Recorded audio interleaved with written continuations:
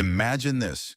You're 8 months pregnant, sitting in the doctor's office, excited for your ultrasound, when you accidentally discover intimate photos on your husband's iPad, him with his young secretary, lounging by a pool, whispering sweet nothings, while he lied about being on a business trip.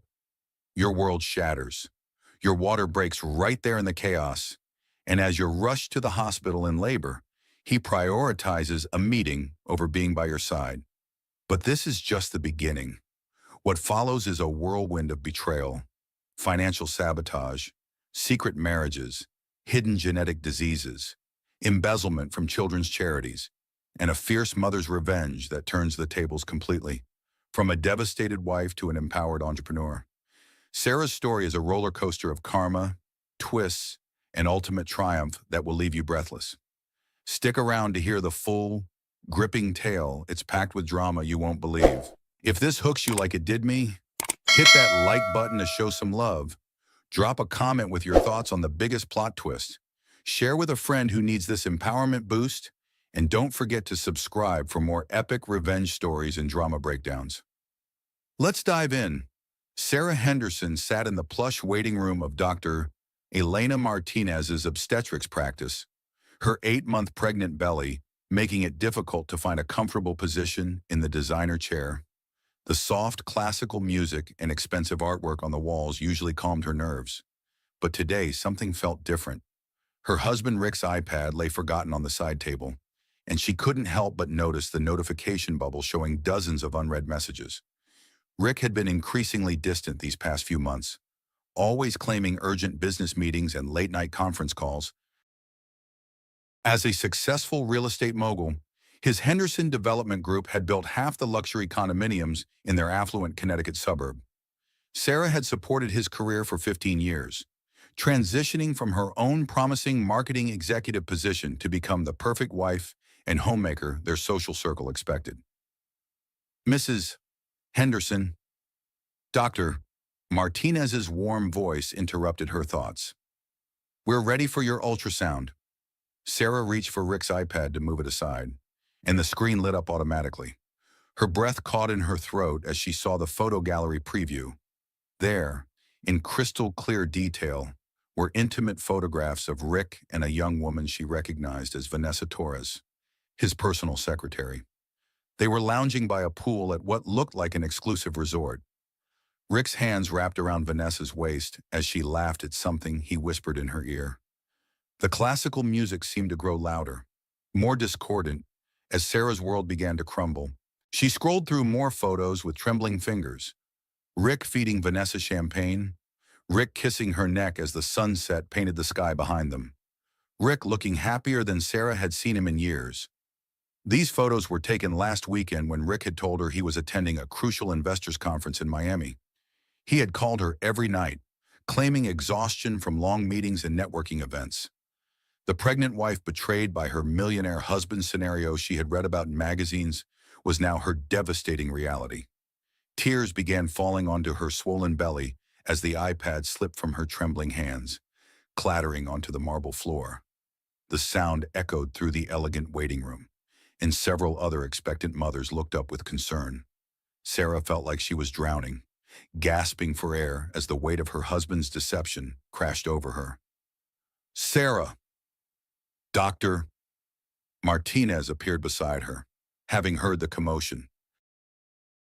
"Are you all right? Is it contractions?" Sarah couldn't speak. She just stared at the shattered screen of the iPad, seeing fragments of her husband's betrayal reflected back at her. This wasn't supposed to happen to women like her. She had done everything right, supported his career, maintained their beautiful home, been the perfect wife for his business image. They lived in a $6 million mansion, drove luxury cars, belonged to the most exclusive country club. Their life looked perfect from the outside.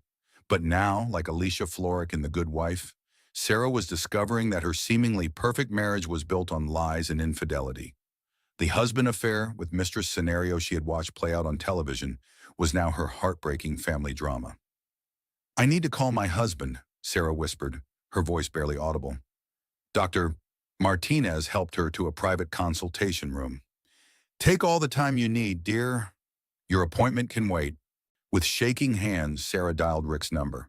He answered on the third ring, his voice bright and cheerful in a way that now made her sick. Hey, beautiful. How's my favorite pregnant lady ready for the big ultrasound? The casual affection in his voice felt like a knife twisting in her chest. Rick, I need to ask you something, and I need you to tell me the truth. Of course, sweetheart. What's wrong? You sound upset. Sarah closed her eyes, gathering courage she didn't know she possessed. Where were you last weekend? There was a slight pause, barely perceptible, but Sarah caught it. You know where I was? Honey, the investors' conference in Miami? We talked about this. Rick, I saw the photos on your iPad. Photos of you and Vanessa at a resort. Intimate photos. The silence stretched between them, heavy with unspoken truths. Sarah could hear muffled voices in the background, probably his office staff. Finally, Rick spoke, his tone shifting to one she didn't recognize. Sarah, you're pregnant and emotional. Those photos are not what you think they are. Vanessa was helping me scout potential resort properties for the company. It was business. The lie came so smoothly, so practiced, that Sarah realized this wasn't the first time Rick had deceived her. How many other business trips had been cover stories for his midlife betrayal story? Business. Sarah's voice rose despite her efforts to stay calm. Rick, she's sitting on your lap in a bikini. You're kissing her neck. That's not a business meeting. Look, we can talk about this when I get home tonight. You're clearly upset and probably not thinking clearly. Pregnancy hormones can make women imagine things that aren't there. The condescending tone was the final straw.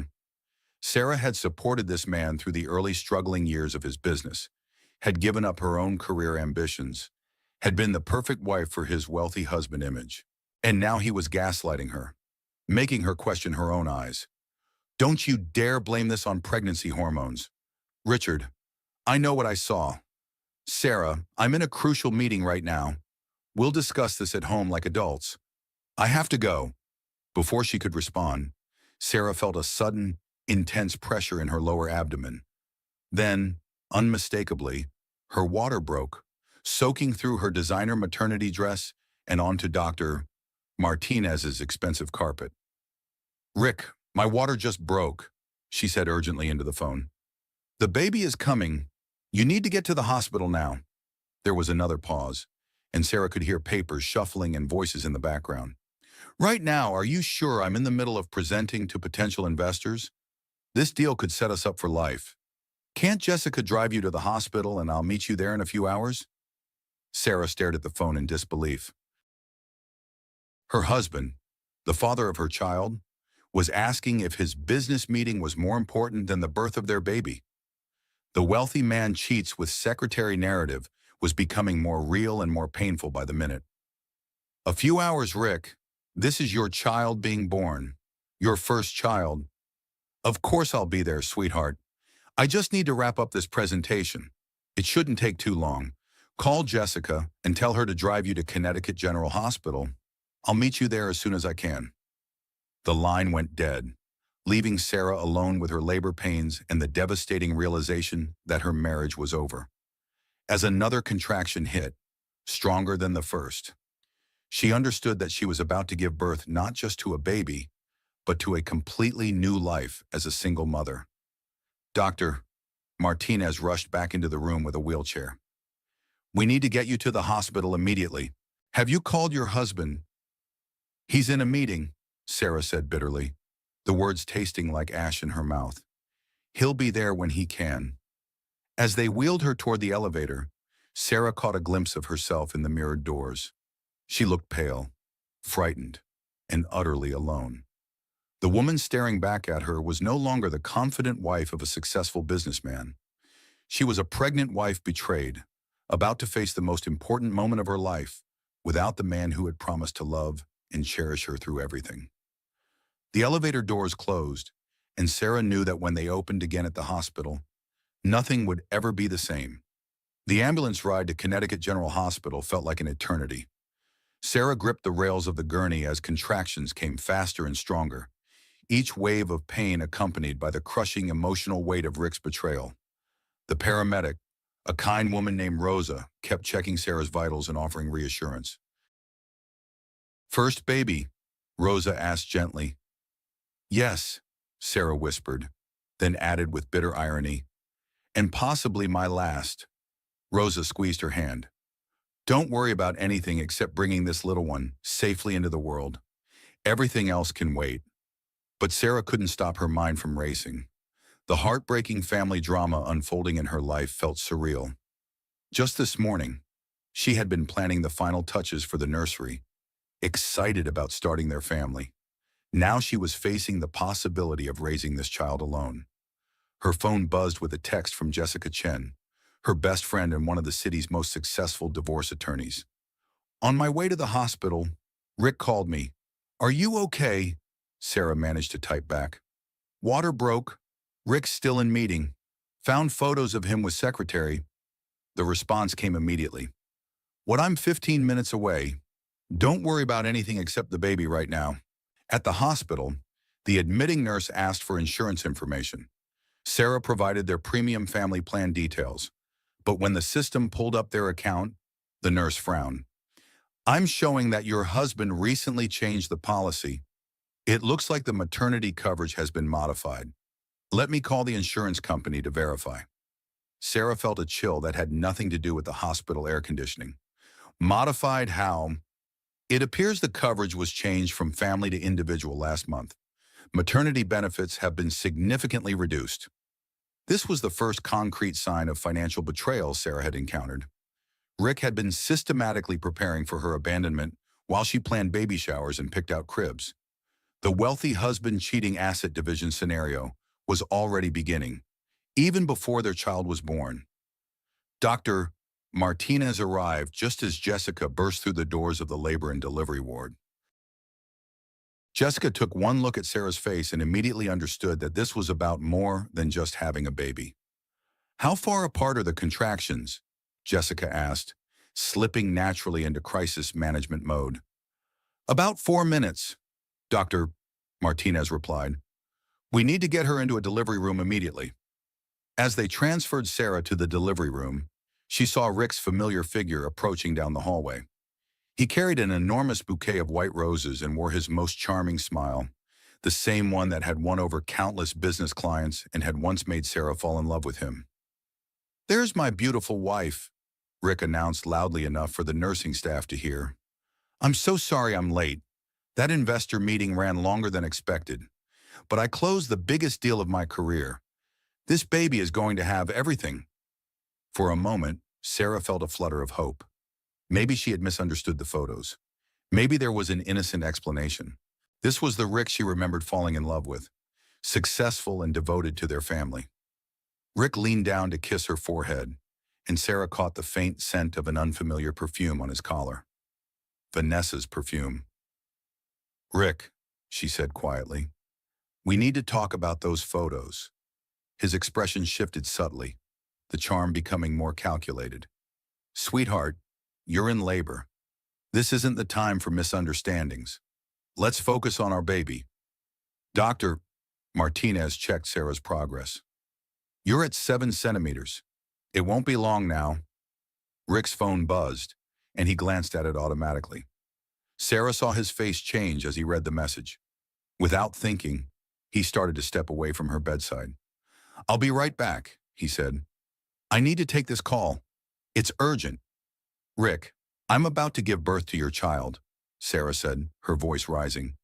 "What could possibly be more urgent than this?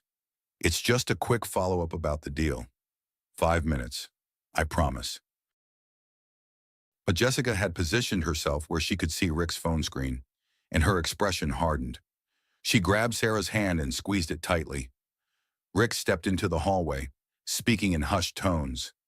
Through the partially open door, Sarah could hear fragments of his conversation. "I know, baby, I know. This is harder than I thought it would be. No, she doesn't suspect anything about the finances yet. After tonight, everything changes." Sarah's heart shattered completely. Her husband was talking to his mistress while she was in active labor with their child. The husband affair with mistress had reached a level of cruelty she hadn't imagined possible. Another contraction hit, this one so strong that Sarah cried out. Dr. Martinez called for Rick, but he was still on the phone. Jessica stepped into the hallway and physically grabbed Rick's arm. Your wife needs you right now, Jessica said firmly. End the call. Rick looked annoyed at the interruption but returned to Sarah's bedside, slipping his phone into his pocket. But the phone rang again immediately, and this time Rick didn't even try to hide his irritation at being pulled away from what was clearly a more important conversation. I have to take this, he said. It's about the contract signatures. But as Rick lifted the phone to his ear, Sarah heard a woman's voice, clear and intimate. Rick, honey, I can't wait for this to be over so we can finally be together. I made dinner reservations at that place you love. The voice belonged to Vanessa Torres. The room seemed to spin around Sarah, even in the middle of her labor, even as their child was about to be born. Rick was making plans with his mistress. The pregnant wife betrayed scenario had reached its most devastating point. Get out, Sarah whispered. What? Rick looked genuinely confused, as if he couldn't understand why she was upset. Get out of my delivery room. Get out now. Sarah, you're being irrational. Pregnancy hormones. I said get out. Sarah's voice carried throughout the labor ward. Several nurses looked up in alarm. Jessica stepped between Rick and the bed. I think you should leave. Now. Rick's mask of concern finally slipped completely. Fine. Call me when this drama is over and the baby is actually here. I'll be at the office. He walked out without another word, taking his flowers with him. Dr. Martinez looked shocked. I've never seen a father leave during active labor. He's not a father, Sarah said through gritted teeth as another contraction peaked. He's just a sperm donor who happens to be my husband. Jessica held Sarah's hand as the labor intensified. You're stronger than you know, Sarah, and you're not alone. For the next 3 hours, Sarah labored with only Jessica and the medical staff by her side. She thought of Elizabeth Gilbert's journey in Eat, Pray, Love, how sometimes the most transformative moments in life come when we're forced to find strength we never knew we had. At 11:47 p.m., Emma Grace Henderson entered the world, screaming and healthy, as Dr. Martinez placed the baby on Sarah's chest. Sarah felt a love more powerful than any betrayal, more enduring than any marriage. She's perfect, Jessica whispered, tears streaming down her face. But as Sarah held her daughter, she realized Emma's breathing seemed labored. Dr. Martinez quickly examined the baby and called for the neonatal team. She needs to go to the NICU, Dr. Martinez explained gently. Her oxygen levels are low. It's probably temporary, but we need to monitor her closely. As they wheeled Emma away to the neonatal intensive care unit, Sarah felt the full weight of her situation. She was alone, financially vulnerable, and now her baby needed specialized medical care that would cost hundreds of thousands of dollars. Jessica's phone buzzed with a notification. She glanced at it and her face went pale. What is it? Sarah asked. Rick just posted on Instagram, Jessica said quietly. He's at the Four Seasons penthouse suite with Vanessa. The caption says, New beginnings with my love. Sarah closed her eyes, but the tears came anyway. While she had been giving birth to their child, while their baby fought for stable breathing in the NICU, Rick had been celebrating his new life with his mistress in a luxury hotel suite. The wealthy man's cheats with secretary narrative had reached its cruelest point, but Sarah was beginning to understand that this was only the beginning of her fight. As she lay in her hospital bed, exhausted and heartbroken, she made a silent promise to her daughter they would survive this. And Rick Henderson would learn that betraying his family came with consequences he had never imagined. The hospital room was quiet now except for the machines monitoring Sarah's recovery. Through her window, she could see the lights of the city where her husband was building a new life with another woman. But Sarah was already planning too. Her marketing skills, dormant for years, were awakening along with her maternal instincts. Rick had made one crucial mistake. He had underestimated the woman he was betraying. 2 weeks after Emma's birth, Sarah returned home from another exhausting NICU visit to find her world completely upended. The mansion she had lovingly decorated over 15 years felt like a museum of a life that no longer belonged to her. Every carefully chosen piece of furniture, every family photograph, every luxury item that had once represented their success now felt like evidence of a lie. Emma's health had stabilized, but the doctors warned that she would need several more weeks of monitoring and specialized care. The NICU bills were already astronomical, and Sarah had discovered that Rick's insurance modifications meant their out-of-pocket expenses would be devastating. As Sarah climbed the marble staircase to their master bedroom, she froze at the top of the landing. The door was open, and she could see designer clothing scattered across their bed. But not her clothing. These were expensive pieces she had never seen before. A Hermes handbag, a collection of La Perla lingerie still with tags attached, several dresses from boutiques Sarah recognized from her own shopping trips. Vanessa Torres had moved into Sarah's bedroom. Sarah's legs gave out, and she sat heavily on the top step of the staircase. The financial betrayal she had suspected was now accompanied by this ultimate violation of her home and marriage. Rick wasn't just having an affair, he was replacing her entirely. Her phone buzzed with a text from an unknown number. "Mrs. Henderson, this is Daniel Peterson from Peterson Legal Services. Your husband has retained our firm to handle urgent family matters. Please expect important documents to be delivered this afternoon." Sarah knew what was coming, but the reality still hit her like a physical blow when the doorbell rang an hour later. A courier handed her a thick envelope with her name written in elegant script. Inside were divorce papers.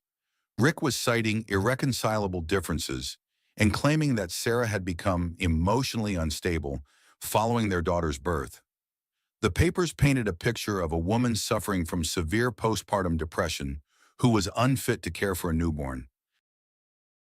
They requested temporary custody be awarded to the father pending psychological evaluation of the mother. Sarah sank onto the nursery floor, surrounded by the baby furniture she had spent months selecting. The crib stood empty, waiting for a daughter who might never come home to her. Rain began pattering against the windows, and Sarah finally allowed herself to break down completely. The woman who had once managed million-dollar marketing campaigns was being described in legal documents as mentally incompetent. The successful wife who had entertained Rick's business partners and supported his career was being painted as an unstable burden.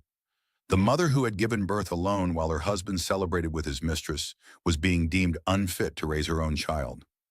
Jessica arrived within an hour of Sarah's frantic phone call, carrying coffee and a folder of her own documents. "He's been planning this for months," Jessica said without preamble. "I've been making some calls, and Rick hired his divorce attorney 6 months ago. That's when you were in your second trimester. While I was planning the nursery and organizing baby showers, he was planning to leave me," Sarah whispered. "It's worse than that. He's been systematically moving assets out of your joint accounts. The insurance change was just the beginning. Your name has been removed from several investment accounts, the company business accounts, even the country club membership." Sarah felt like she was drowning. "How is that legal? It's not. But by the time we prove it in court, the damage will be done. He's left you with just enough money in your personal account to avoid immediate suspicion.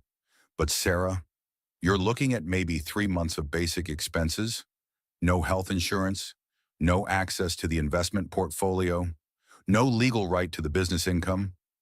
The magnitude of Rick's betrayal was becoming clear. This wasn't an impulsive affair that had gotten out of hand.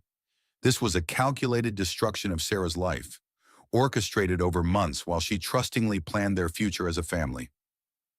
"There's something else," Jessica continued carefully. "The private investigator I hired found out some disturbing information about Vanessa Torres." Sarah looked up from the divorce papers, hardly believing there could be more devastating news. "She's still legally married to another man, a wealthy businessman in California named David Chen. No relation to me," Jessica added quickly. "They separated 2 years ago, but never finalized their divorce. Vanessa has been using her married name and legal status to access his assets while pursuing other wealthy men. For the first time in weeks, Sarah felt a flicker of hope. That means her relationship with Rick is potentially illegal, and it could void any prenup claims she might have. Exactly. But here's the problem: Rick doesn't know about her existing marriage. If we reveal this information too early, it might drive him away from Vanessa before we can use it strategically. Sarah stood up from the nursery floor, feeling a spark of her old determination returning. The marketing executive who had once conquered impossible campaigns was still inside her, buried under months of domestic contentment and pregnancy hormones. So what do? We let Rick continue to believe he's in control while we gather evidence. And Sarah, we document everything, every conversation, every financial transaction, every lie he tells in court. That evening, Sarah sat in the empty mansion, reviewing the divorce papers and making notes in the margins. She had found her old laptop in the home office and was amazed to discover that her marketing contacts were still intact, her industry knowledge still sharp. While Rick celebrated his new life in luxury hotels, Sarah began plotting his downfall from the home they had built together. She might be financially cornered and emotionally devastated, but she wasn't powerless. Her phone rang, and Rick's name appeared on the screen. Sarah almost didn't answer, but curiosity won out. "Sarah, I know you're upset about the divorce papers, but this is really for the best. We both know our marriage has been over for a long time. Our marriage was over for you long before it was over for me. Rick, I was planning our future while you were planning my destruction. That's not fair. I never wanted to hurt you, but Vanessa and I, we have something special, something real." The casual way he mentioned his mistress's name made Sarah's stomach turn. "Something real, Rick. You've been lying to me for months. About business trips, about meetings, about your feelings. What exactly is real about that? Look, I'm prepared to be generous in the settlement. You can keep the house and I'll make sure you're comfortable. But I need you to agree to shared custody. Emma deserves to have her father in her life." Sarah almost laughed at the irony. Her father who left during her birth to be with his mistress? Her father who hasn't visited her once in the NICU? That father: "I've been busy with work. The business doesn't run itself. The business that you've been systematically hiding from me. The accounts you've moved without my knowledge, that business." There was a long pause, and then Sarah realized she had revealed too much too soon. Rick's voice changed, becoming colder and more calculating. "I don't know what Jessica has been telling you, but you need to be careful about making accusations you can't prove, especially given your current emotional state." "My emotional state? The postpartum depression?" "Sarah, everyone can see you're struggling. Even the hospital staff noticed. Maybe what you need is some time to focus on getting better, while Emma stays with people who can provide stable care." The threat was clear. Rick was going to use her emotional breakdown in the hospital against her, painting her as an unfit mother while positioning himself as the stable, successful father. After Rick hung up, Sarah sat in the darkness of her home office, Emma's empty bassinet visible in the adjoining nursery. The man she had loved and trusted for 15 years was systematically destroying everything she held dear. But he had made one crucial error. He had underestimated her intelligence, her resourcefulness, and most importantly, her love for their daughter. Sarah opened her laptop and began typing. If Rick wanted a war, she would give him one. But this battle would be fought with weapons he had never seen her use: the strategic mind that had built marketing empires, the network of contacts he had never bothered to learn about, and the fierce protectiveness of a mother who would do anything to protect her child. The rain continued falling against the windows as Sarah worked through the night, building the foundation of Rick's downfall, one carefully planned step at a time. The pregnant wife betrayed was transforming into something Rick had never imagined possible: a worthy adversary. By morning, Sarah had filled 3 pages with names, strategies, and evidence she would need to gather. The millionaire husband cheating asset division lessons he thought he was teaching her would become the very knowledge she would use to destroy him. Rick Henderson was about to learn that some women don't just survive betrayal, they weaponize it. Sarah's fingers trembled as she inserted the key into Vanessa Torres's apartment door. Jessica stood beside her, acting as both legal counsel and partner in what was technically breaking and entering. But Jessica had argued convincingly that they needed evidence of Vanessa's pattern of targeting wealthy men, and sometimes the law moved too slowly for justice. Remember, we're looking for anything that proves this isn't her first time destroying a marriage for money, Jessica whispered. Financial documents, communications with other men, evidence of her existing marriage. The apartment was everything Sarah had expected from Rick's mistress: expensive, minimalist, and cold. Designer furniture filled the space, but there were no personal touches, no family photos, no indication that anyone actually lived here. It felt like a showroom designed to impress wealthy men. Sarah moved through the living space while Jessica checked the bedroom. In the home office, Sarah found something that made her blood run cold: a detailed planning board covered with photographs, financial documents, and personal information. Not about one wealthy man, but about dozens. The board was labeled Investment Portfolio, but it was really a catalog of wealthy husbands Vanessa had targeted. Rick's photo was prominently displayed in the center, surrounded by details about their marriage, their finances, and their personal lives. Sarah recognized several other men from their social circle, all prominent businessmen, all with wives who had suddenly disappeared from their usual social events. In a filing cabinet, Sarah found folders for each man, containing intimate photographs, recorded conversations, and detailed financial analyses. Vanessa hadn't just seduced these men, she had studied them like a scientist studying lab specimens. "Sarah, you need to see this," Jessica called from the bedroom. In Vanessa's closet, Jessica had discovered a collection of wedding dresses. Not one or two, but 7 different gowns, each with a corresponding file containing marriage certificates to different wealthy men. Vanessa Torres had been married 7 times in the past 5 years, and according to the documents, she was still legally married to at least 3 of them. "She's not just a mistress," Jessica said in amazement. "She's running a sophisticated marriage fraud operation." Sarah photographed everything with her phone, her anger building with each revelation. While she had been suffering through the heartbreaking family drama of her husband's betrayal, Vanessa had been executing a business plan that had already destroyed multiple families. In the master bedroom, they found the most damaging evidence yet: hours of recorded conversations between Vanessa and Rick, dating back 8 months.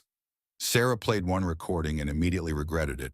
"The pregnancy wasn't planned, but it's actually perfect timing," Rick's voice said clearly. "Sarah will be so focused on the baby that she won't notice when I start moving assets. And if she gets suspicious, we can always claim postpartum depression is making her paranoid." "You're so smart, baby," Vanessa's voice responded. "Much smarter than that boring wife of yours. She has no idea what's coming." Sarah's hands shook as she forwarded the audio file to her own phone. This was proof that Rick's betrayal had been planned, calculated, and designed specifically to destroy her mental health and legal standing. But then they heard footsteps in the hallway outside the apartment. "Vanessa's coming back," Jessica whispered urgently. "We need to go. Now." They barely made it out the back entrance before Vanessa entered through the front door. From their hiding spot in the stairwell, Sarah watched through a crack in the door as Vanessa immediately noticed that her filing cabinet was slightly open. Within minutes, Vanessa was on the phone. "Rick, someone's been in my apartment. I think your crazy wife found out where I live." Sarah couldn't hear Rick's response, but Vanessa's side of the conversation was terrifying enough. "No, I'm sure it was her. Who else would know to look for this stuff? We need to move faster with the custody case. If she has evidence of our planning, she could ruin everything." Sarah and Jessica waited in the stairwell for over an hour, until they were sure Vanessa had left. When they finally emerged, Sarah felt like she had been given both a powerful weapon and a death sentence. The evidence they had gathered could destroy Rick's credibility in court, but it also meant Vanessa and Rick knew they were being investigated. "She's going to file a restraining order against you," Jessica predicted as they drove away. "And she's going to claim you're stalking her due to postpartum depression?" Can she do that? She's done it before. I found records of 3 other restraining orders against wives of her previous targets. It's part of her pattern. She gets them declared mentally unstable, then sweeps in as the stable, supportive girlfriend who can provide better care for any children involved. Sarah felt sick. So by trying to gather evidence against her, I've played right into her plan. Not necessarily. We have recordings now that prove this was all premeditated. That changes everything in a divorce case. But Sarah, you need to prepare yourself. This is going to get much worse before it gets better. That evening, Sarah sat in Emma's empty nursery, listening to the recorded conversations between Rick and Vanessa. Each revelation was more devastating than the last. They had planned the timeline of the affair to coincide with her pregnancy. They had researched postpartum depression to use against her. They had even discussed how to make her appear unstable to hospital staff during labor. The woman she had thought was just an opportunistic secretary was actually a professional predator who had perfected the art of destroying families for profit. And Rick, the man she had loved and trusted for 15 years, had been an eager student in Vanessa's school of marital destruction. Sarah's phone rang, interrupting her spiral of despair. The caller ID showed Rick's number, but when she answered, Vanessa's voice was on the line. "Mrs. Henderson, I think it's time we had a conversation. I have nothing to say to you." "Oh, but I think you do, especially since you seem so interested in my personal belongings." Sarah's blood ran cold. Vanessa had evidence of the break-in. "I don't know what you're talking about." "Of course you don't. Just like you don't know that I'm pregnant with Rick's baby. Just like you don't know that he's been planning to leave you since before your daughter was conceived. Just like you don't know that he never loved you the way he loves me." The words hit Sarah like physical blows. "You're lying. Am I? Rick told me himself that marrying you was a business decision. You came from the right family, had the right connections, could play the perfect wife for his career. But that was 15 years ago, when he needed a certain image. Now he needs someone who can match his success, not just support it from the sidelines." Sarah wanted to hang up, but she needed to hear everything. The pregnancy test was real. "Sarah, Rick is going to have a family with someone who actually deserves him. Someone young enough to give him more children, successful enough to be a real partner, beautiful enough to make him proud." "Rick doesn't love you," Sarah said, though the words felt hollow even to her. "You're just convenient." Vanessa laughed, a sound like breaking glass. "Is that what you tell yourself, that this is just a midlife crisis that will pass, Sarah? Rick has been planning this for almost a year. He chose me, and he chose to replace you and your daughter with a new family, a better family." The line went dead, leaving Sarah alone with the devastating possibility that everything Vanessa had said was true. Rick wasn't just having an affair. He was systematically replacing his entire family. Sarah looked around the nursery one more time, then closed the door. The woman who had trusted blindly was gone forever. In her place was someone harder, smarter, and infinitely more dangerous. If Vanessa wanted a war, she would get one. But this battle would be fought on Sarah's terms. Using weapons Vanessa had never encountered, the fury of a mother fighting for her child, and the strategic brilliance of a woman who had finally stopped underestimating herself. Sarah opened her laptop and began researching Vanessa's previous victims. If the secretary's secret past was going to be used as a weapon, Sarah would make sure she was the one wielding it.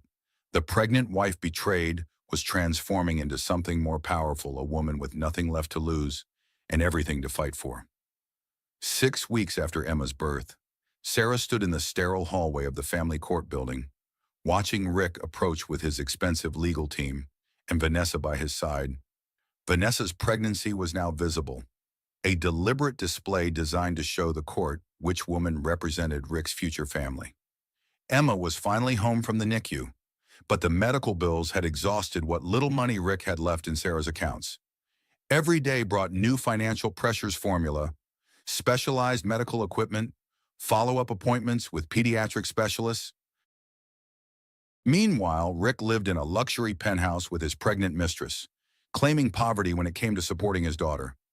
Mrs. Henderson, Rick's attorney, a sharp-faced woman named Margaret Walsh, approached with documents.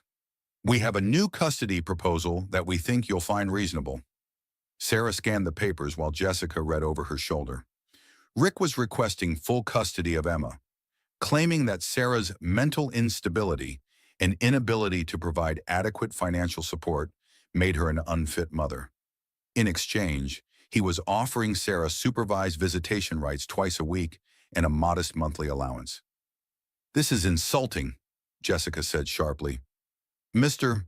Henderson has systematically impoverished his wife while enriching himself. He can't claim she's financially unfit when he's the one who created her financial instability. Margaret Walsh smiled coldly. Mr. Henderson's financial responsibility is to his business and his growing family. Mrs. Henderson's inability to maintain employment or stable housing is not his fault. Sarah felt the familiar surge of rage that had become her constant companion. Stable housing. He moved his mistress into our marital home, and I haven't been able to maintain employment because I've been caring for our daughter, who spent the first month of her life in intensive care. According to hospital records, you've shown signs of severe postpartum depression, including paranoid delusions about your husband's fidelity. Several nurses documented concerning behavior during your daughter's birth. Sarah's heart sank. The emotional breakdown she had experienced in the hospital was now being used as evidence against her. The raw pain of discovering Rick's affair while in labor was being twisted into proof of mental illness. But then Jessica smiled, and Sarah knew her friend had found something important. Speaking of fidelity, Jessica said, we have some interesting information about Miss Torres that the court might find relevant. Margaret Walsh's confidence flickered slightly. Ms. Torres is not a party to these proceedings. Actually, she is, as Mr. Henderson's cohabitant and the woman he intends to introduce into his daughter's life. Her background is absolutely relevant to custody decisions. Jessica opened her briefcase and withdrew a thick folder. Ms.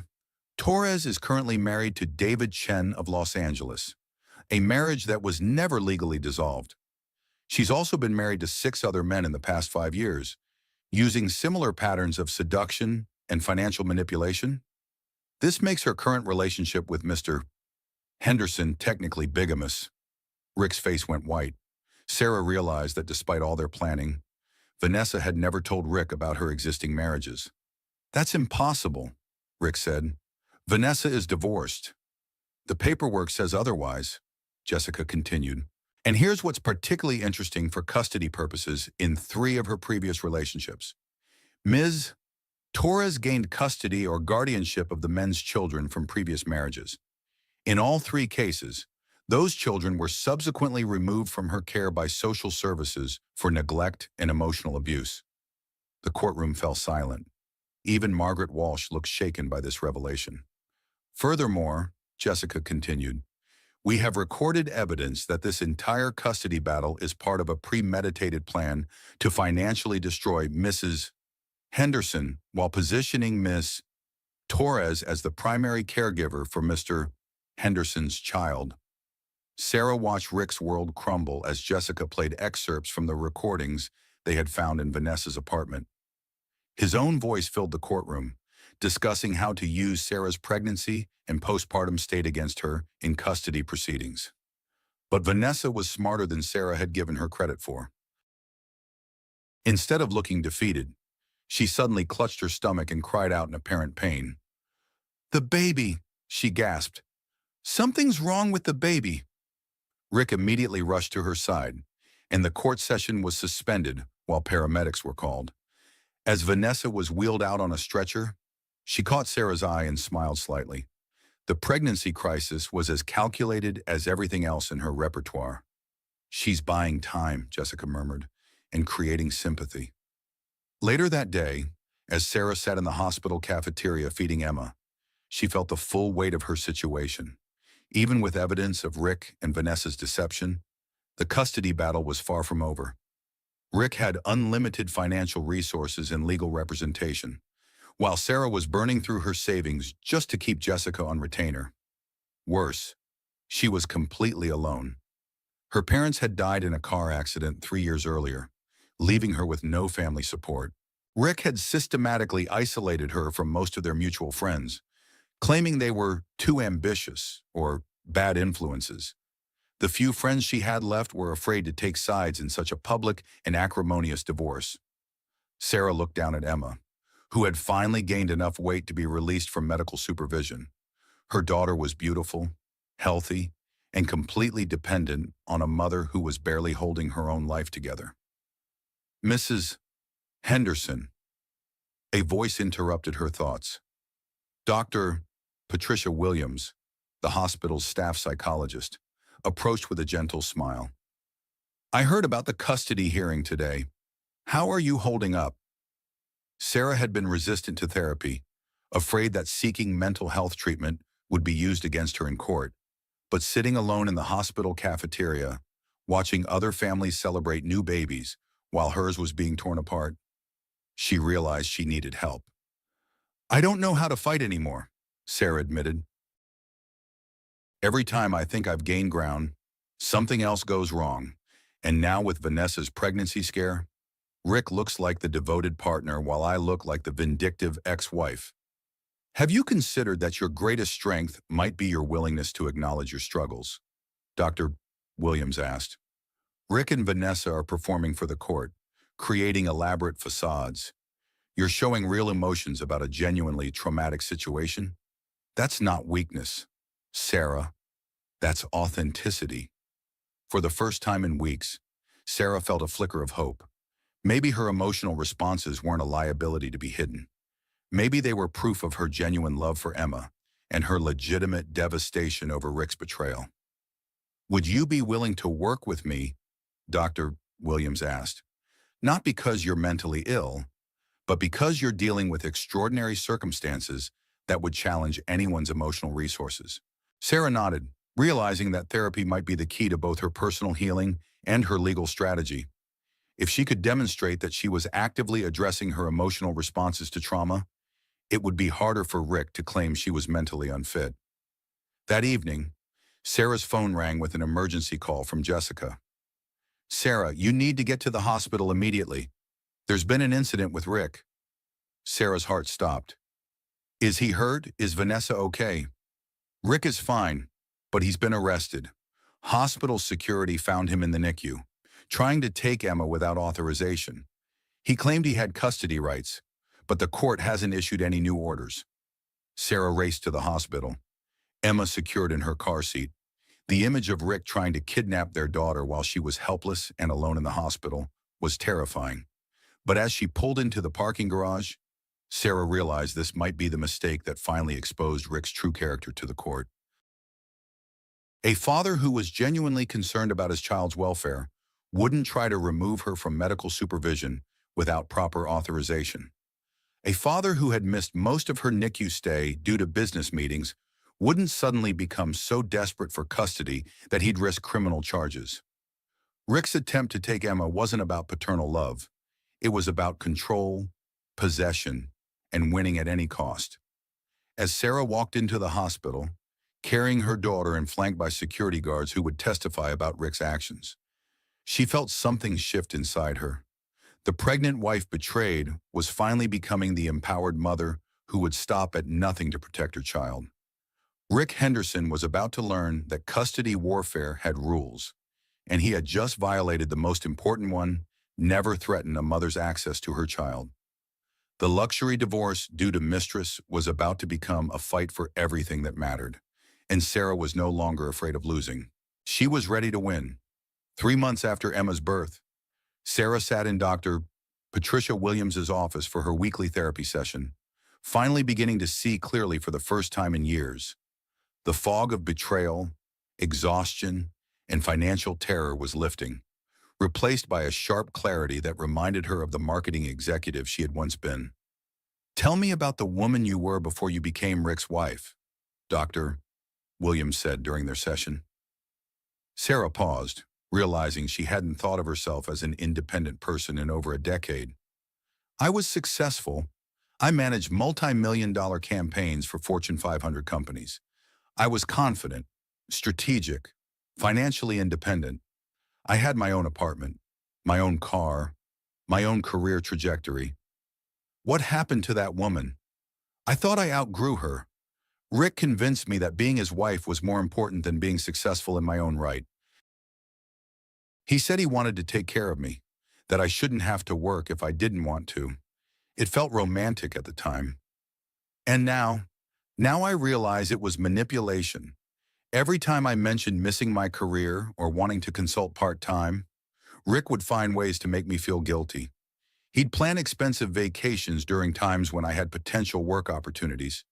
He'd remind me how much money he was making, how my income was unnecessary, how other wives in our social circle didn't work. Dr. Williams nodded. Financial abuse often looks like generosity from the outside. The revelation was staggering. For 15 years, Sarah had believed she was living a fairy tale marriage where her husband loved her so much he wanted to provide everything. In reality, Rick had been systematically isolating her from her independence, making her economically dependent so she would be easier to control and ultimately discard. But the marketing executive was still inside her, dormant but not dead. Sarah had spent the past month secretly rebuilding her professional network, reaching out to former colleagues and clients who remembered her work. To her amazement, many of them were not only pleased to hear from her, but eager to offer projects. Sarah Henderson, her former boss at Morrison Marketing, had said when she called, "I was just talking about you last week. That campaign you developed for the Meridian Hotel chain is still being used as a case study in our new employee training. Are you looking to get back into consulting?" Within a week, Sarah had 3 potential clients interested in her services. Working from the hospital during Emma's recovery time, she had developed proposal presentations that felt like riding a bicycle after years of walking. Her mind, sharpened by months of strategic thinking about her divorce case, adapted quickly to marketing challenges. The first project was small but significant, rebranding a local spa chain that wanted to attract professional women. Sarah created a campaign called Reclaim Your Power that featured real women who had overcome personal challenges. The irony wasn't lost on her. "You're good at this," Jessica observed, reviewing Sarah's marketing materials. "I mean, really good. This campaign is better than anything the big agencies in the city would produce." "I'd forgotten how much I love solving problems," Sarah replied, "and how good I am at it." The income from consulting wasn't enough to match Rick's lifestyle, but it was enough to give Sarah options she hadn't had in months. More importantly, it was proof that she could survive financially without him. But Rick and Vanessa weren't content to let Sarah rebuild quietly. Margaret Walsh called Jessica with a new legal strategy. "Mr. Henderson is concerned that Mrs. Henderson's work schedule will interfere with her ability to properly care for Emma. Working from home while caring for an infant shows poor judgment and questionable priorities." Sarah laughed when Jessica told her about the complaint. "Poor judgment, I'm working while Emma naps and during her feeding times. Rick has visited her exactly 3 times since she came home from the hospital." "That's what we're going to prove," Jessica said. "I've hired a private investigator to document Rick's actual involvement in Emma's care versus his claims in court documents." The investigation yielded devastating results.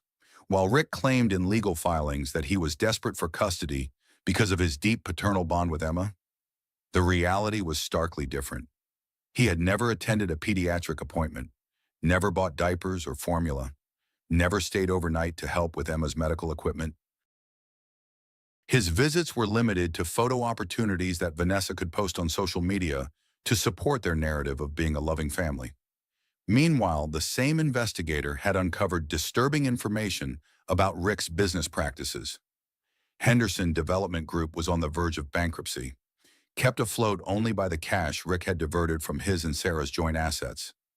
The big deals he claimed to be closing were actually desperate attempts to avoid creditors. "He needs your mother's inheritance," Jessica explained during an emergency meeting. "Your mother left you $3 million in a trust that requires both spouses' signatures to access during marriage. Rick has been planning to divorce you and claim half of that inheritance as community property." Sarah felt pieces of the puzzle clicking into place. That's why the timing was so important. He needed to establish financial need before the divorce was final. Exactly. And there's more. The private investigator found evidence that Rick has been embezzling from his own company's clients, using their deposits for his personal expenses with Vanessa. If the authorities find out, he's looking at serious criminal charges. For the first time since discovering Rick's betrayal, Sarah felt like she held real power. She had evidence of his financial crimes, proof of his lies about wanting custody, and growing financial independence that made his threats less frightening. But the most important discovery was internal, in Dr. Williams's office. Sarah had begun to understand the psychological patterns that had made her vulnerable to Rick's manipulation. "You were raised to be accommodating," Dr. Williams observed, "to put others' needs before your own, to find your value in how well you supported other people's success. Rick didn't have to force you into financial dependence. He just had to make it feel like love." Sarah thought about this insight as she worked on her latest marketing project, a campaign for a women's financial planning service. The tagline she developed was, "Your security shouldn't depend on someone else's promises." And she realized she was writing her own story. That evening, while Emma slept peacefully in her crib, Sarah opened her laptop and began writing.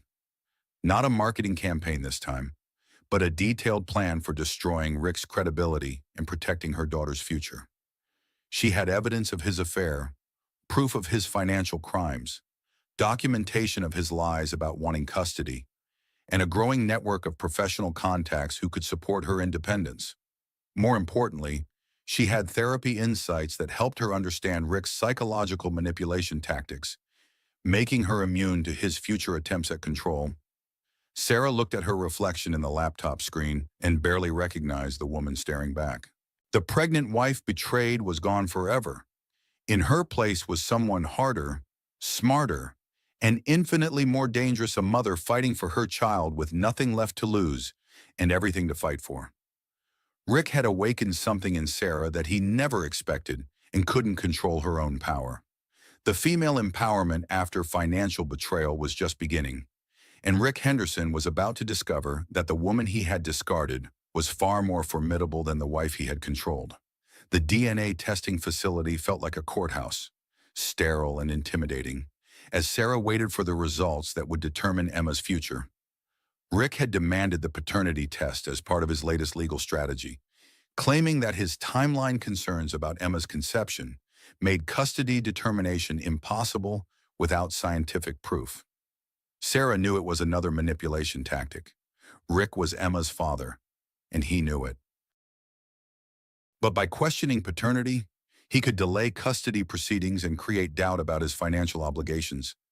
Every day of delay meant more legal fees Sarah couldn't afford and more time for Rick to hide assets. Dr. Martinez, who had been present during Emma's conception and birth, had provided affidavits confirming the timeline, but Rick's legal team had found a laboratory willing to suggest that DNA testing was necessary for complete accuracy. "Mrs. Henderson," the lab technician called, "we have your results." Sarah's hands trembled as she opened the envelope. The test confirmed what she had always known: Rick was definitively Emma's biological father, with 99.999% certainty. But there was additional information in the report that made Sarah's blood run cold. The genetic analysis had revealed that Emma carried markers for Huntington's disease, an inherited neurological disorder that typically manifested in middle age. The report noted that this gene must have come from the paternal side, meaning Rick carried the Huntington's gene and had a 50% chance of developing the disease himself. Sarah stared at the papers, understanding flooding through her. Rick had hidden this genetic history from her, never mentioning that his father had died from Huntington's disease when Rick was in college. She remembered Rick claiming his father had died in a car accident, a lie he had maintained throughout their entire marriage. This wasn't just deception about family medical history. Rick had knowingly risked passing a devastating genetic disease to their child while hiding information that could have informed Sarah's pregnancy decisions. She called Jessica immediately. "He lied about his family's medical history for 15 years, Sarah said, her voice shaking with fury. "And now Emma might develop Huntington's disease because of genetic information I never had access to. This changes everything, Jessica replied. Medical fraud in the context of conception decisions is grounds for massive damages. And if Rick knew about his genetic status, his lies could be considered intentional infliction of emotional distress. But when Sarah tried to confront Rick with the DNA results, she discovered he had anticipated this problem. His phone went straight to voicemail, and when she called his office, Vanessa answered. Rick isn't available to discuss Emma's paternity, Vanessa said smoothly. But we're prepared to offer a generous settlement if you'll agree to limit his financial responsibility for any future medical needs. The casual cruelty took Sarah's breath away. Rick and Vanessa were trying to negotiate away Emma's right to medical support for a genetic condition Rick had hidden from her mother. You're asking me to sign away my daughter's medical future for a man who lied about the genetic risks he was passing to her. I'm asking you to be realistic about Rick's obligations. Emma might never develop symptoms, and Rick shouldn't be penalized for genetics he can't control. Genetics he hid from me for 15 years. Ancient history. Rick is building a new family now, one that needs his financial protection. Sarah hung up, realizing that Rick and Vanessa had planned even this conversation. They had known the DNA test would reveal Emma's genetic risk, and they were ready to abandon a child who might require expensive medical care in the future. That evening, Dr. Williams helped Sarah process the devastating implications of Rick's deception. He didn't just lie about his affair, Sarah said. He lied about fundamental medical information that affected our decision to have children.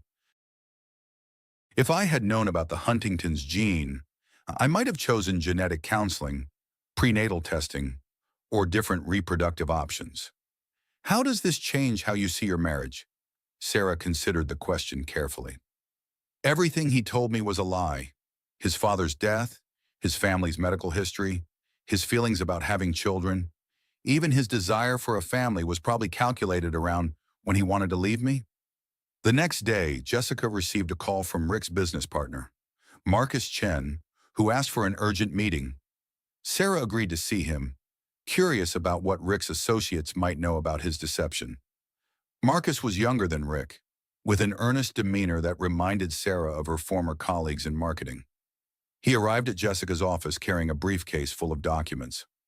I've been Rick's business partner for 3 years, Marcus began, and I need to tell you that he's been using company funds to finance his lifestyle with Vanessa. Sarah wasn't surprised, but the extent of Rick's financial crimes was staggering. Marcus showed them evidence of hundreds of thousands of dollars diverted from client accounts, business loans taken out in the company's name for Rick's personal use, and falsified financial statements designed to hide the missing money. The Henderson Development Group is essentially bankrupt, Marcus continued. Rick has been running a Ponzi scheme for the past year, using new client deposits to pay previous obligations while skimming money for his personal expenses. Why are you telling us this? Jessica asked.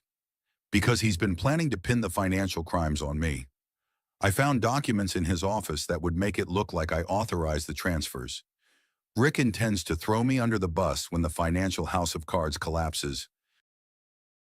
Marcus offered to testify against Rick in exchange for immunity and Sarah's promise not to pursue him for damages he hadn't authorized. It was an easy decision. Rick had betrayed not just his wife and child, but his business partner and clients. There's one more thing, Marcus said hesitantly. Rick has been lying to Vanessa too. He told her he was worth about $50 million, but the reality is that he's about $5 million in debt.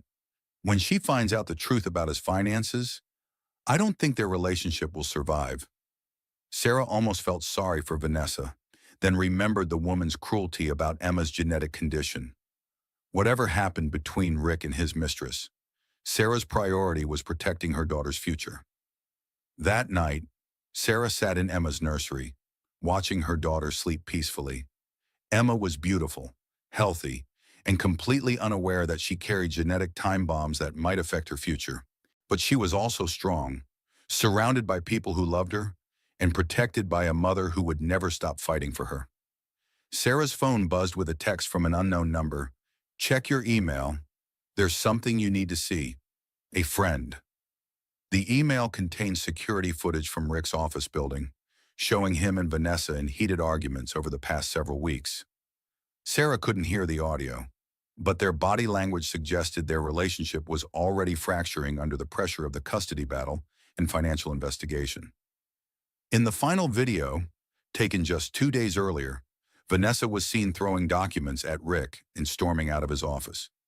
She didn't return, and the timestamp showed Rick sitting alone at his desk for over an hour, looking defeated and isolated. Sarah realized that Rick's perfect new life was already falling apart. The secretary's secret past was catching up with her. The financial crimes were being exposed, and the genetic deception had been revealed. But instead of feeling vindicated, Sarah felt something she hadn't experienced in months' peace. She didn't need Rick to fail for her to succeed. Emma's future was secure, not because Rick would pay for his crimes, but because Sarah had rebuilt her own strength and independence. The DNA test had revealed more than Emma's paternity. It had shown Sarah that even Rick's genetic legacy couldn't define her daughter's future.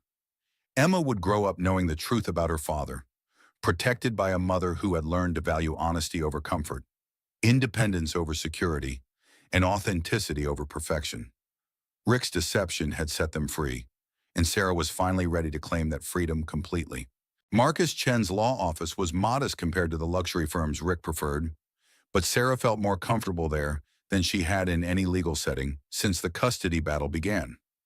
Marcus had asked to meet privately, claiming he had evidence that would change everything in Sarah's favor.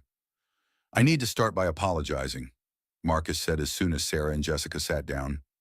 "I've been documenting Rick's financial crimes for months, but I was too afraid of the legal consequences to come forward earlier." "What changed your mind?" Jessica asked. "Rick tried to frame me for embezzling from the children's charity account." Marcus's voice was tight with anger. "Sarah, do you remember the Harrison Foundation for Pediatric Care?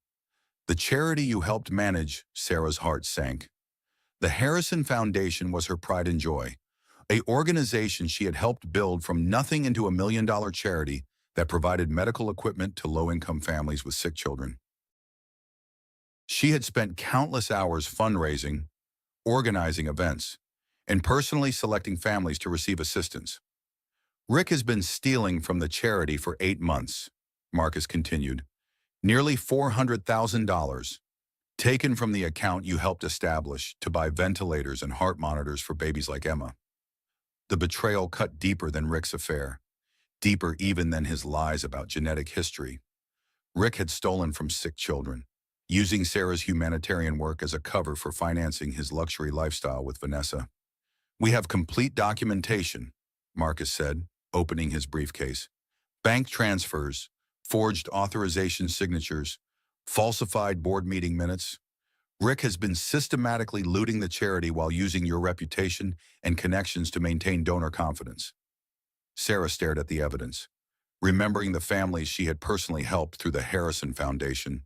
Single mothers struggling to afford medical equipment for premature babies, grandparents raising children with genetic disorders, families bankrupted by medical expenses who had trusted the charity to provide life-saving equipment. "He stole from dying children," Sarah whispered. "While I was pregnant with his child, he was stealing from other people's sick babies." "It gets worse," Marcus said gently. "The board is planning to announce an investigation next week. When the theft is discovered, they'll likely shut down the charity entirely. Hundreds of families who depend on the Harrison Foundation will lose their only source of medical support." Sarah felt something snap inside her. Rick's betrayal of their marriage had been devastating, but this was monstrous. He had destroyed her life, endangered their daughter's future, and now he was going to destroy her life's work and harm countless vulnerable families. "What do you need from me?" Sarah asked. "I need you to help me gather evidence of Rick's admissions. He's been careless around me, assuming I would never betray him. If you could wear a recording device during a meeting with him, we could get the confessions we need to prove his guilt and possibly recover some of the stolen money." Jessica looked concerned. "Sarah, this could be dangerous. If Rick realizes he's being recorded, there's no telling how he might react." But Sarah was beyond fear. The pregnant wife betrayed had evolved into something Rick had never imagined, a woman with nothing left to lose and everything to fight for. "Set up the meeting," Sarah said firmly. "I'll get his confession." 3 days later, Sarah sat across from Rick in the restaurant where they had celebrated their 10th wedding anniversary. The irony wasn't lost on her, but she needed Rick to feel comfortable and nostalgic enough to drop his guard. The recording device Marcus had provided was virtually invisible, hidden in a button on Sarah's blouse.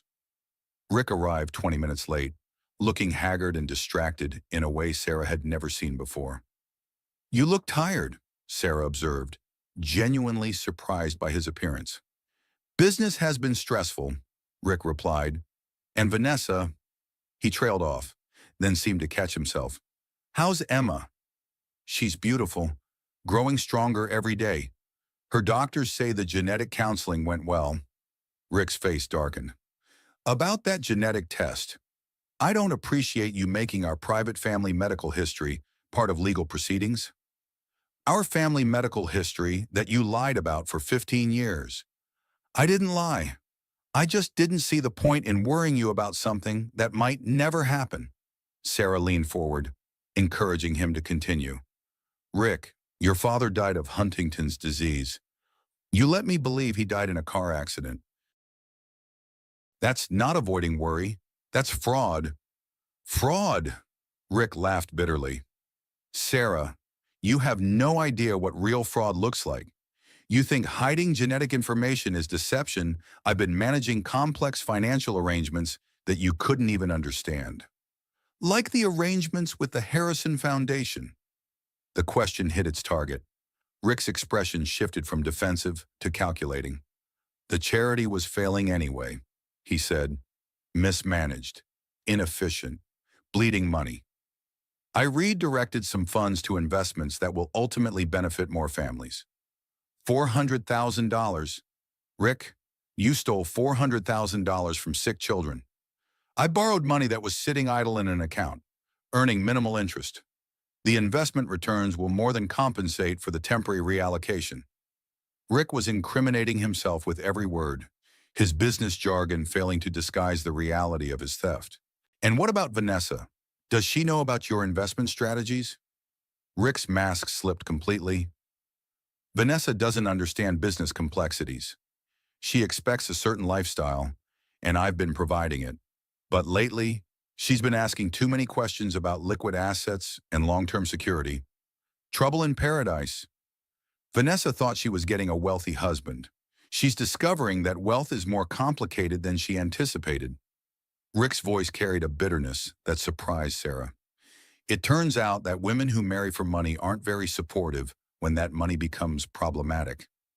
Sarah realized that Rick's relationship with Vanessa was already over, destroyed by the same financial pressures and deception that had poisoned their marriage. "Rick, why did you really ask me here tonight?" He was quiet for a long moment, staring at his wine glass. "Because I think I've made some terrible mistakes. With the business, with Vanessa, with us." For a brief moment, Sarah felt a flicker of the love she had once felt for this man. But then she remembered Emma in the NICU while Rick celebrated with his mistress. Remembered the children who would suffer because of his theft. Remembered the years of lies and manipulation. "Some mistakes can't be fixed," Sarah said gently. "Maybe not, but Sarah, if this charity investigation goes public, it will destroy more than just me. Your reputation will be damaged too. You were on the board. You signed some of the transfer authorizations before you knew what they were for." The threat was delivered softly, but it was still a threat. Rick was warning Sarah that he would drag her down with him if she didn't cooperate with covering up his crimes. "What are you suggesting?" "I'm suggesting we work together to quietly resolve the charity situation and find a custody arrangement that works for everyone. Vanessa and I are having some difficulties, and I might be more flexible about Emma's care than I was before." Sarah looked at Rick across the table, seeing him clearly for perhaps the first time in their 15-year relationship. He wasn't offering reconciliation or genuine cooperation. He was offering to use their daughter as a bargaining chip to avoid criminal prosecution for stealing from sick children. "I need to think about it," Sarah said. standing to leave. Don't think too long, Rick replied. This offer won't be available indefinitely. As Sarah walked to her car, she felt the weight of the recording device against her chest. Rick had confessed to embezzlement, admitted to using stolen charity funds for personal expenses, and threatened to frame Sarah for crimes she hadn't committed. But he had also revealed that his relationship with Vanessa was failing. His business was collapsing, and his carefully constructed new life was already falling apart. The corporate betrayal that had led to ultimate revenge was complete. Rick had given Sarah everything she needed to destroy him legally and financially. But more importantly, he had shown her that his power over her was an illusion. Sarah drove home to Emma, knowing that tomorrow she would deliver the recording to law enforcement and watch Rick's empire crumble.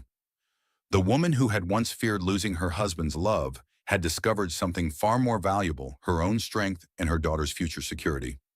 Rick Henderson was about to learn that some betrayals carry consequences that last a lifetime. 6 months after that final dinner, Sarah stood in the courtroom gallery watching Rick Henderson led away in handcuffs. The federal judge had just sentenced him to 8 years in prison for embezzlement, fraud, and money laundering. The investigation had uncovered crimes far beyond what Marcus had initially revealed, including tax evasion, securities fraud, and theft from multiple client accounts totaling over $3 million. Sarah felt no joy watching her daughter's father become a convicted felon, but she felt profound relief that Emma would grow up knowing the truth about Rick's character, rather than being manipulated by his lies. Vanessa Torres sat in the front row, visibly pregnant and alone. Her relationship with Rick had imploded the moment his financial crimes became public. The woman who had destroyed marriages for money discovered that there was no money to be gained from Rick Henderson. Within weeks of his arrest, Vanessa had disappeared from Connecticut, leaving behind only unpaid bills and angry creditors. The court awards full physical and legal custody of Emma Grace Henderson to her mother, Sarah Henderson. Judge Morrison announced, Mr. Henderson's parental rights are suspended pending completion of his incarceration and demonstration of rehabilitation. Sarah's custody battle was finally over. Emma would grow up safe, supported, and protected from Rick's manipulation. The recording device had provided the evidence prosecutors needed to build their case, and Rick's confession had eliminated any possibility of claiming innocence. But the victory felt hollow without the person who had made it possible. Marcus Chen had been killed in a car accident 2 months earlier, just days before he was scheduled to testify in Rick's criminal trial. The police investigation had concluded it was a tragic accident, but Sarah suspected Rick's criminal associates might have been involved. Marcus had died a hero, bringing down a financial predator and protecting countless future victims. Dr. Williams met Sarah in the courthouse hallway after the sentencing. "How are you feeling?" she asked. "Empty," Sarah replied honestly. "I thought justice would feel more satisfying." Justice often feels anticlimactic. The real victory is what you've built for yourself and Emma while fighting for it. Sarah knew Dr. Williams was right. During the months of legal proceedings, Sarah had transformed her freelance marketing consulting into a thriving business. Henderson Marketing Solutions served primarily women-owned businesses and nonprofits, helping organizations that supported families in crisis. The irony of using Rick's name for her business wasn't lost on Sarah, but she had decided to keep it as a reminder of the woman she had become through survival. "Mrs. Henderson." A young woman approached hesitantly. "I'm Jennifer Walsh. I was married to David Chen, one of Vanessa's previous husbands." Sarah recognized the name from the divorce documents Jessica had found. Jennifer looked to be in her early 30s, well-dressed but with the slightly haunted expression Sarah recognized from her own mirror during the worst days of her betrayal. "Vanessa destroyed my marriage too," Jennifer continued. "My husband left me and our 2 young children for her. When I heard about Rick's arrest and her involvement, I realized this might be my chance to find closure." "What happened to your children?" "Vanessa convinced David to sue for custody, claiming I was mentally unstable. She used the same tactics she used against you. For 6 months, my children lived with them while I fought to prove my sanity in court." Sarah felt sick, realizing how many families Vanessa had destroyed with her calculated cruelty. Did you get them back? Eventually, but by then, Vanessa had moved on to her next target, and David was left alone with two children he didn't know how to raise. He begged me to take them back, but the damage was done. My son still has nightmares about the time he lived with Vanessa. Jennifer handed Sarah a business card. I've started a support group for women who were targeted by marriage predators like Vanessa. We call it Survivors of Financial Abuse. I wondered if you might be interested in joining us, or maybe helping us develop resources for other women going through similar situations. Sarah looked at the card, feeling pieces of her future clicking into place. Her marketing skills, combined with her experience surviving financial and emotional abuse, could help other women recognize and escape similar situations. I'd like that very much, Sarah said. That evening, Sarah sat in Emma's nursery, reading the latest pediatric cardiology report. Emma's heart condition had improved dramatically with proper medical care, and her genetic counselor was optimistic about new treatments for Huntington's disease that might be available by the time symptoms could potentially develop. Emma herself was thriving. At 9 months old, she was reaching developmental milestones ahead of schedule, surrounded by love and stability that Rick's presence would have disrupted. Sarah's phone rang with a call from her editor at Connecticut Business Weekly. Sarah, the article about your business transformation is going to be our cover story next month. We've had incredible response to the advance excerpts. The article titled From Betrayal to Empowerment, How One Mother Built Success from Survival, had generated interview requests from 3 major women's magazines and 2 podcast networks. Sarah's story was resonating with women across the country who had survived similar betrayals. There's something else, her editor continued. A literary agent called asking if you'd be interested in writing a book about your experience. Apparently, there's significant publisher interest in stories about women who rebuild their lives after financial abuse. Sarah considered the offer as she looked around Emma's nursery. The room that had once represented her shattered dreams was now filled with evidence of their rebuilt life photos from Emma's first birthday party. Thank you cards from families helped by the Restored Harrison Foundation. Drawings from the children in Jennifer's support group. I'll think about it, Sarah replied, but she already knew her answer. That night, Sarah opened her laptop and began writing. Not a business proposal this time, but the first chapter of her book. She titled it The Perfect Lie and began with the day she found Rick's photos on his iPad in Dr. Martinez's waiting room. As she wrote, Sarah realized her story wasn't just about surviving betrayal. It was about discovering that the woman she had become through crisis was stronger, more capable, and more authentic than the woman she had been in her seemingly perfect marriage. Sarah looked at her reflection in the laptop screen and smiled at the woman staring back. The pregnant wife betrayed was gone forever, replaced by someone who had learned to find security in her own strength rather than someone else's promises. Emma stirred in her crib, and Sarah went to check on her daughter. As she adjusted Emma's blanket, Sarah made a silent promise Emma would grow up knowing that her value didn't depend on anyone else's approval, that her security came from her own abilities, and that love should never require the sacrifice of independence or honesty. Rick's betrayal had destroyed Sarah's old life, but it had also freed her to build something better. The divorce recovery success story was just beginning, and Sarah was ready to help other women write their own chapters of survival and empowerment. The female entrepreneur after betrayal had found her purpose helping other women discover that they were stronger than their worst moments and more valuable than their most painful losses. Sarah returned to her laptop and continued writing, knowing that every word was another step away from the woman who had been betrayed and toward the woman who would never be victimized again. 1 year later, Sarah stood in the conference room of her marketing firm, presenting quarterly results to her board of advisors. Henderson Marketing Solutions had grown from a desperate attempt at survival into a $1 million business serving clients across New England. The success felt surreal, but also inevitable. The strategic mind that Rick had tried to suppress for 15 years had been unleashed, and Sarah was discovering capabilities she had never imagined possessing. Revenue is up 40% from last quarter. Sarah reported to the board. Our women-owned business initiative has attracted national attention, and we've received partnership offers from 3 major corporations interested in our model. Jennifer Walsh, now Sarah's business partner and head of their nonprofit division, smiled proudly from across the conference table. The Survivors of Financial Abuse organization had helped over 200 women rebuild their lives after economic betrayal, and their workshops were being replicated in 12 other states. Emma, now walking confidently and chattering constantly, played quietly in the corner of the conference room with toys and books.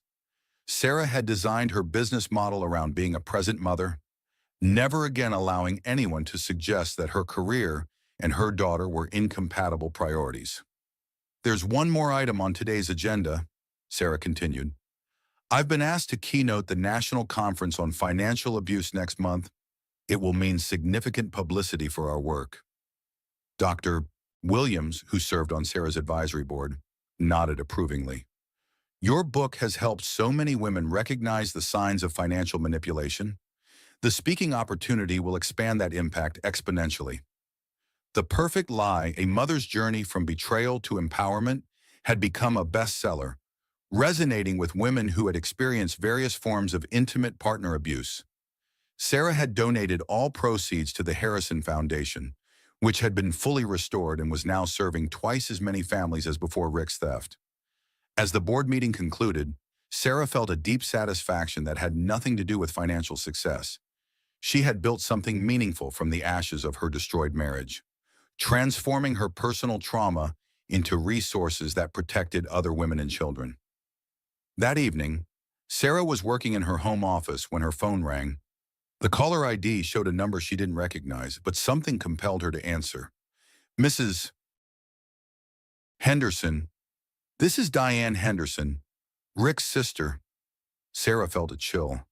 She had never met Diane, who lived on the West Coast and had remained distant from Rick's family for years. Rick had mentioned her occasionally, always dismissively, claiming she was unstable and jealous of his success. I know this is unexpected, Diane continued, but I wondered if we could meet. There are some things about Rick's situation that I think you should know. What kind of things? Things that might affect Emma's future and yours. Against her better judgment, Sarah agreed to meet Diane the following day at a coffee shop in downtown Hartford. She arrived early, choosing a corner table where she could observe the other customers and exits. The past year had taught Sarah to be cautious about unexpected approaches from Rick's associates. Diane Henderson was younger than Sarah had expected, probably in her late 30s, with dark hair and an intensity that reminded Sarah uncomfortably of Rick.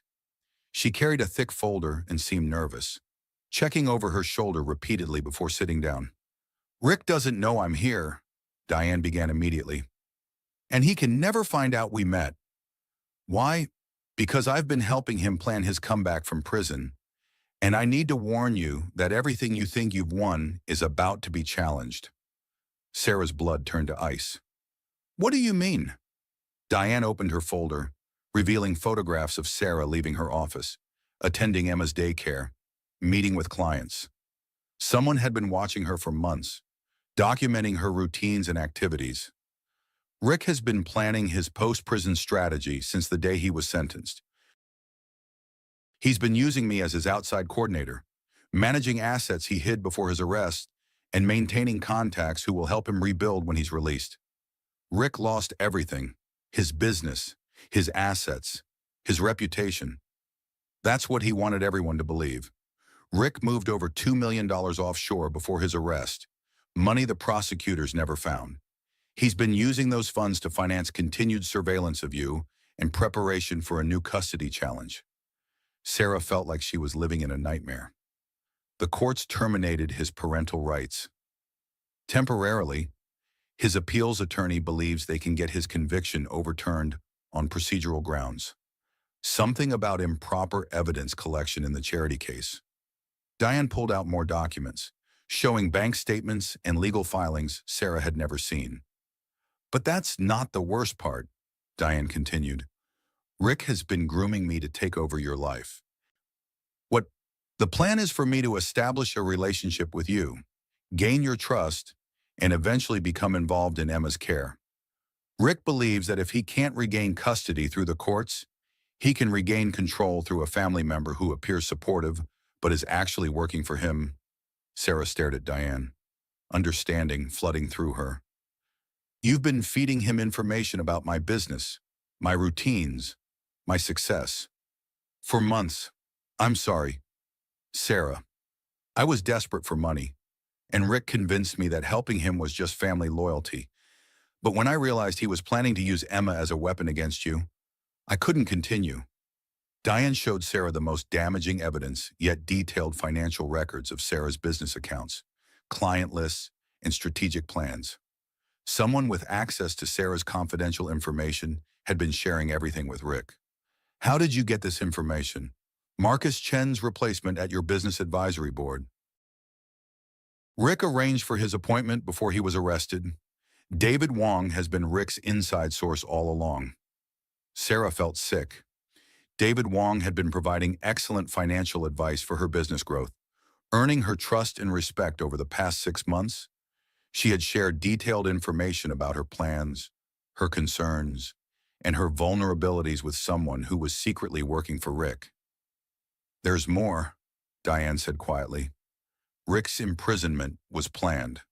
He arranged to be sentenced to a minimum security facility where he's been able to maintain business relationships and plan his comeback.